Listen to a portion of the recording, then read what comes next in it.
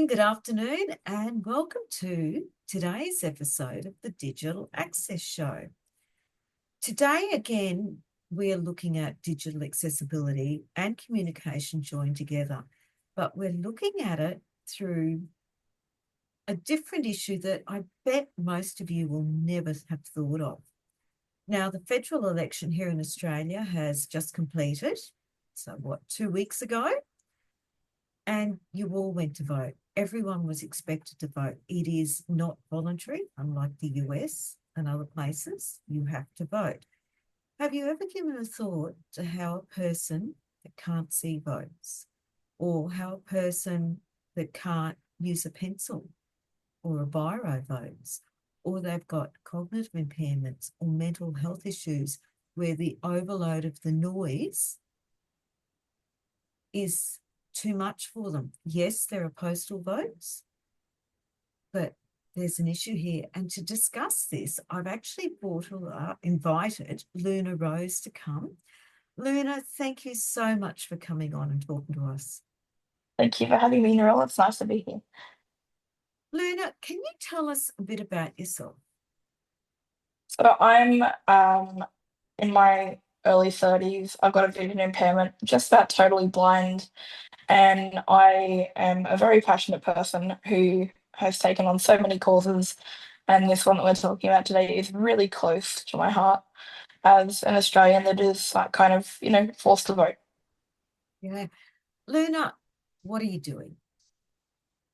Well, after my most recent experience with the federal election, I have started a petition for asking for accessible and independent voting for people who are blind and vision impaired, like me in Australia. And the reason why I started off with blindness and vision impairment is start small in some ways, and those systems can be adopted by so many other people. So I'm campaigning for change to how we as blind people can vote in Australia.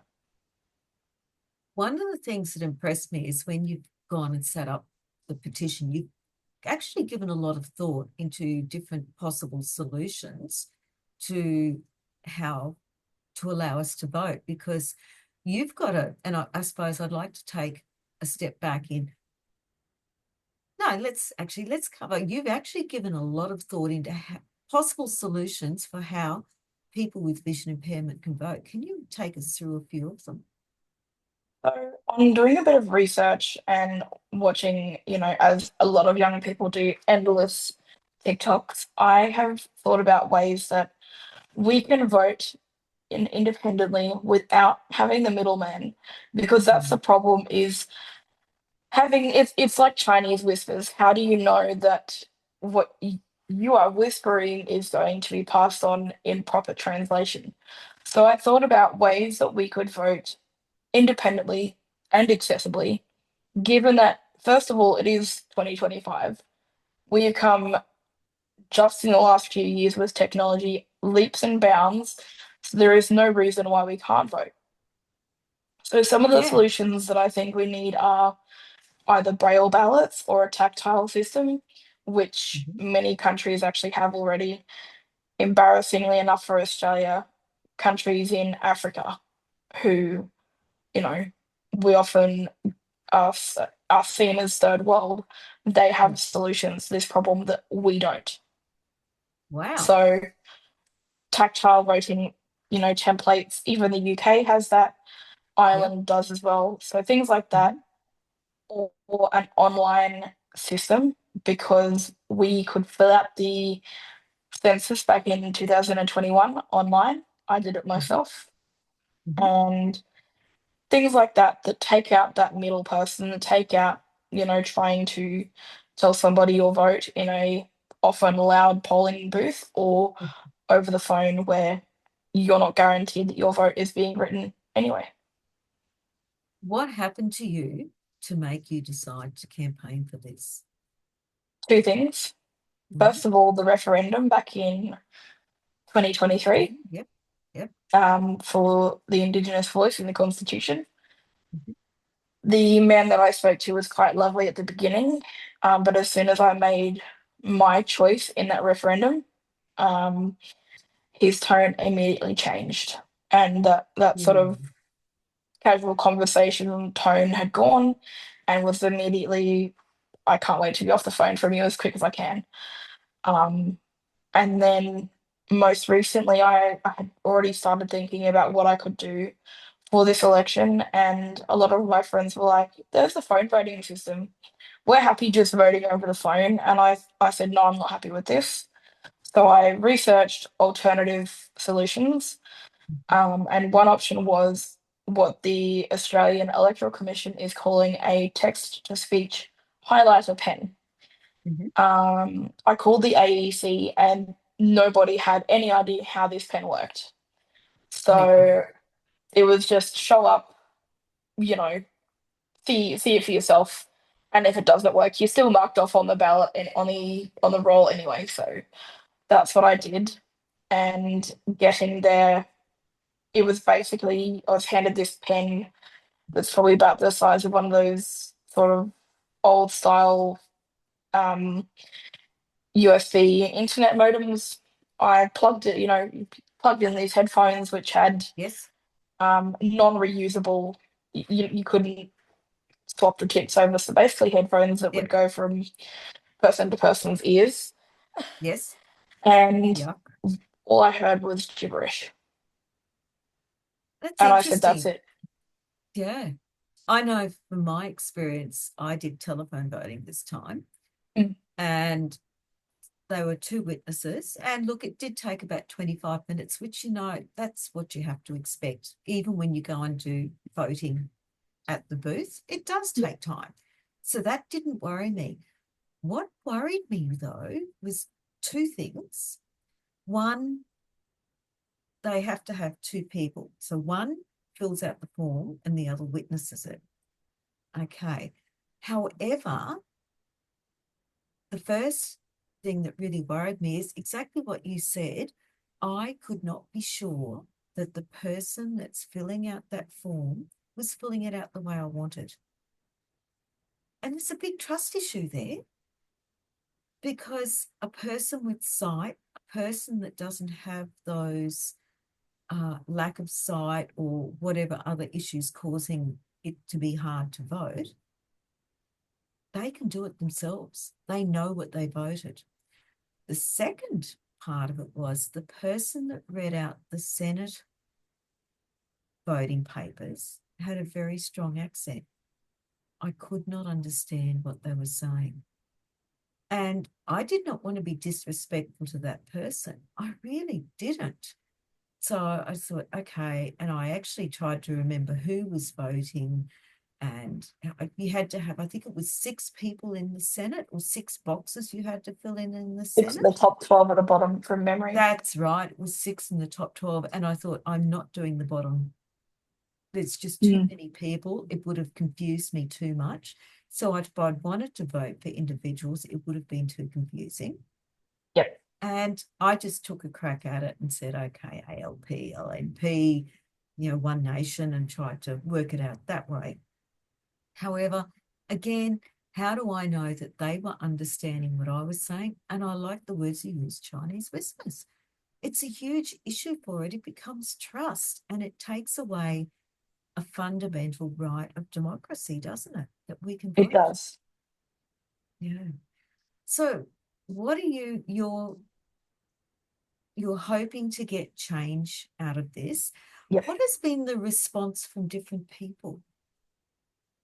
It's interesting because my own community, who I thought and who are generally right behind each other on a lot of causes, Mm. some people are just like, "Oh, I don't care. I just use the phone voting system." Some Yeah. people have said, "Well, if you're making it accessible for one, you have to make it accessible for all." And but the most amazing response has actually been from people who can see. Really? I did a day last Wednesday running around here, there, and everywhere, Mm-hmm. taking flyers with the petition QR code to different local members of parliament offices. Mm-hmm. And yes, I didn't meet those members of parliament, but even their staff were very shocked. Like, oh my God, I didn't think of that. Yeah. Um, but the biggest support, I guess, and the biggest inspiration for me doing this was an independent candidate that I actually met prior to the election. And then literally right after I had voted and I'd stormed out of the polling station, storm clouds above my head, and she didn't dismiss it. She was actually very interested to hear my concerns. And I really think that it's amazing to see that it's not blind people who so much care about this issue, but it's the people who haven't thought about the issue. So what happened when you voted this year then? I Two didn't weeks vote ago, whenever you didn't vote. Why not? because I was handed this pen that was supposed to be a life changer, Mm, supposed to mm. read the ballot, but again, I couldn't mark the ballot. All it could do was read it for me. Yeah. I had my Yeah. support worker and Yeah. a voting attendant, and the voting attendant's just like, I'll do it, I'll mark it for you. Even though I'm like, no, no point. Yeah. The whole reason, and I was transparent with him from the beginning, is I want to vote independently. And he said, I get Mm, that. This is how it works. mm, And he ended up just putting the ballot, the papers in the box, and I walked out. mm. Good on you. One of the other things I actually found was before I voted, I actually was trying to do some research into what are they all standing for? You know, you go to vote at the polling booth and you're handed these slips of paper, right? Mm, Well, you and I can't read them, number one, so no, it's not accessible there. But, it was quite interesting that all these parties that want you to vote for them, their websites aren't accessible or no, fully accessible. And to try and get hold of someone to talk to them about it is not possible. And the same thing happened with the voice referendum. I actually tried to read the whole of that. It was what, a 200-page document or whatever it is, where it went into the study and everything that went mm, behind the record. I got halfway through it, and it was too hard to read. The PDF was accessible to an extent. However, you have to go back to this section, or you have to, you were jumping all over the place at times yeah. to try and follow the links. It became inaccessible that way as well. What was your experience in trying to work out who to vote for? Um, Again, a lot of research. I actually found a website where I sort of got to um, reasonably accessibly sort of tick my interests and the things that I aligned with, and it sort of Yeah, spat out like a bit of a ballot image, like put, Clive Palmer here, um, Bob Catter here, and yeah, so on and so on. So yeah, yeah, it did that, but again, no sort of real easy way to find out each of their mm, values. And it was only through mm, meeting this independent that I actually found out, hey, her values actually align with a lot of yeah. mine. And that was the other interesting thing, wasn't it? I mean, we don't get access to the people running. We No, don't get access to the information. We're reliant on the media. And how biased is the media at times? You just yeah, don't know. you don't. So it is, I actually think what you're doing is a fantastic um, initiative campaign, Thank you. because after all, what people don't realize is it is actually breaching the Disability Discrimination Act in not allowing us to vote It's silly that independently. our own government allows that. Mm. And our own government's the one that creates the Disability Discrimination Act, administers it. And this same problem is replicated in state. It's replicated at the local Shire Council elections. It's not just one, is it? No. The Yeah. sad thing too is that New South Wales had iVote, Yes. Now, what and did you find out about that? Because I've it never was found out much. retired as recently, I think somebody said 2023 Yeah. or Okay. 2022. It didn't work, and they just Mm, closed it down. It mm, hasn't been reinstated. They haven't thought, hang on, why didn't this work? So when yeah. we had COVID, here's the other issue. If you have a worldwide pandemic like COVID, Mm, And the problem with the accessible phone voting line is it is a very easily searched number. How can you vote over the phone? So, what a lot of people were doing, even who could see, was ringing up the line meant for people with vision impairments. And I guess the phone operator's time and the line was so congested with these people being told, no, you have to go into the polling booth. And it Mm. meant that people like me couldn't get through. Yeah, So we yeah, run the risk of that happening again.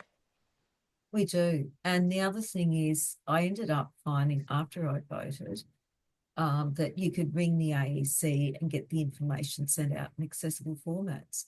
Well, wouldn't it be just easier if all like political parties ensured that their information was always accessible? Yep.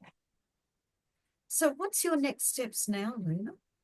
My next steps are to hit the ground running again, keep sharing the petition as much as I can, get on my social media. I've been firing emails left, right, center, basically scattergunning everybody that I can, and just really pushing for, um, you know, more notice, more. The more you talk about something, the more people start to listen, the more people start to think about it.